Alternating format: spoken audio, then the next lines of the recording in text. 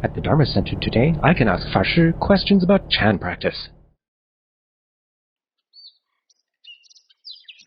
Where did you come from just now? Do you remember the journey? Yeah, I just came from my office, and I ran into some traffic along the way. When you recall getting here, is the person in the trip you? Yes? Why do you ask? If the images of you on the trip are you, who is answering the question now? It's also me. Then there are two of you at the same time, the you appearing in your mind and the you answering my questions. Which one is the real you then? One is the me in the past, and one is the me in the present. Both are me. Fashi, your questions are so strange. I'm confused now. If you think the images of you in the trip are also you, they disappeared. Well, you haven't. Don't you find it strange? What you say seems logical, but I still don't quite understand. Fashi, isn't there a causal connection between the past me and who I am now? It sounds like you were saying that the past self is not the real self, while my real self is the present one. Isn't that negating the past? Could you please elaborate? As we mentioned, moment to moment we habitually think that what has disappeared still exists. This is called considering what moves as the body, recognizing objects as the self. We take various phenomena created by the mind as the self, grasping them even after they've disappeared. This is exactly the root of vexations. Now I'll give you an analogy using a neon fan. This is how a neon fan works, which illustrates the idea of no self. This neon fan has only two blades, with small light bulbs attached to them. Look, when these two blades are turning quickly, a circle appears, with the numbers 1 to 12, a long hand, a short hand, and a second hand. Thus a clock appears. Sutras use the analogy of the wheel created by spinning a burning incense stick, which can be now shown with modern technology. So what does it tell us? Actually, there is no clock. The appearance of a clock is due to images rapidly arising and perishing. When spinning slowly, the clock may not appear stable, but if the neon fan turns 100 times faster, we'll feel as if there is a fixed clock there. The motor of this fan only turns about 10 to 30 times per second, which is already enough to create an optical illusion. If one turning is equal to one act of arising and perishing, how many do you think are happening in the mind per second? No idea. In the preface of the Anapanasati Sutra, it says that in the snap of a finger, there are 960 times of arising and perishing occurring in the mind. Alternately, the Humane King Sutra says there are 900 occurrences of arising and perishing in a single instant, 90 instants in a single thought. Supposing that there are 4 thoughts in a second, that makes 324,000 occurrences of arising and perishing in a second. Even more incredible, the Sutra of the Bodhisattvas dwelling in the womb says there are 3.2 billion hundreds of thousands of thoughts in the snap of a finger. Regardless of what these numbers are, the point is, what is our mind developed into with such rapid arising and perishing?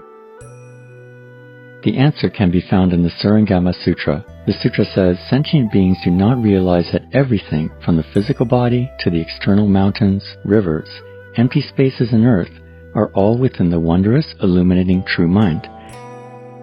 That is, these apparently real bodies, mountains, rivers, spaces in the world, all are phenomena created by the wondrous, illuminating true mind. But the mind moves so rapidly, granting the illusion that the mountains, rivers, world, our body and sentient beings are so real and static. You see, if tens of cycles of arising and perishing can create a clock, it's no surprise that 1 trillion cycles can create empty space, mountains, rivers, the world, and sentient beings. This analogy illustrates that everything is created by the mind. Therefore, we say that our mind encompasses the universe. We tend to think that we exist in the universe, but in fact, the universe is within our mind. You mentioned earlier the notion of recognizing objects as the self. What does this have to do with the neon fan? Let's see. The mind creates empty space, mountains, rivers, and the world, cities, sentient beings. But we have erroneous views and grasp a tiny portion of the phenomena as the self, believing that the mind is hidden inside the body. Thus, we view everything from this perspective of self, making ourselves more narrow-minded. Our mind originally encompasses the universe, then becomes a deluded mind trapped within our body. This deluded mind constitutes our consciousness mind, the root of vexations. What does this have to do with the fact that the past self has already disappeared, as you mentioned? Consider what moves as our body in recognizing objects as the self.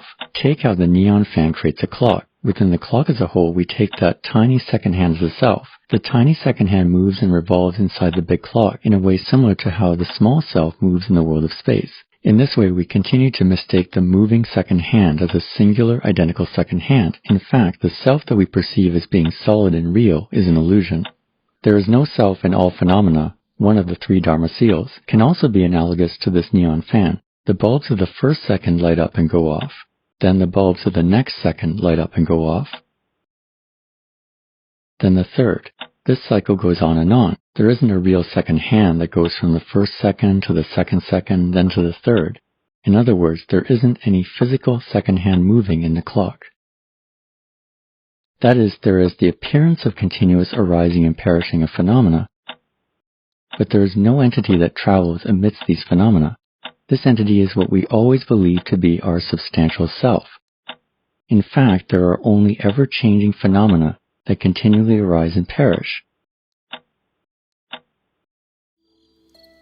So continuous phenomena as a result of sequential causality do exist and have happened, but they immediately disappear the moment they arise. But we are always grasping all the time, thinking that they still exist. So the point here is that phenomena do exist, but there is no single entity which is the self. For example, in our experience, when I take 2 steps from left to right, we'll think that there is a person moving from left to right, but in reality there is only continuous arising and perishing of phenomena, and there isn't a constant entity. Oh, so earlier when you asked me which is the real self, the one coming from the office or the one answering questions, what's the answer?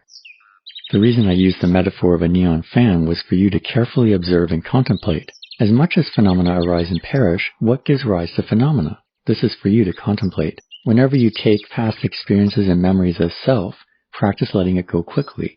Whether ordinary, painful, or unpleasant, let it go like a bird flying through the sky, leaving no traces behind. But what is it that can continuously give rise to phenomena and that possesses limitless functions? Lastly, you can use silent illumination or Huato and investigate Chan through Buddha name recitation. It would be of no use to you if I simply give you the answer. The answer is in you, and it can only be revealed by yourself.